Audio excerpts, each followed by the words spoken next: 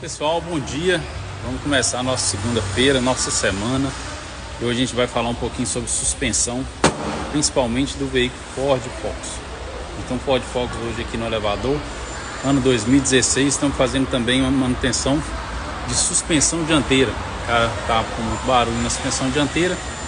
E um dos itens que a gente vai mostrar para vocês é um item importantíssimo de ser avaliado, mas muito difícil às vezes de pegar folga nele. O que nós fizemos nesse veículo aqui? Nós removemos todo o quadro da suspensão dianteira. Aí, ó, só a caixa de direção que ficou aqui em sustentação aérea, né? Pra gente fazer uma avaliação bem detalhada, bem criteriosa de todos os componentes que vai no quadro. Bucha de fixação do quadro, bucha de bandeja hidráulica, nós conseguimos verificar, tá ok. Bucha menor de bandeja, tá ok. Mas o pivô que vai aqui, nós tivemos que remover. Aí pessoal, esse é o pivô que eu falei com vocês, que nós tivemos que remover.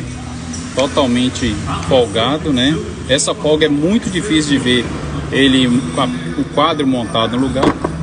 E esse aqui é o novo. Ó, eu nem consigo movimentar ele de tão firme que tá.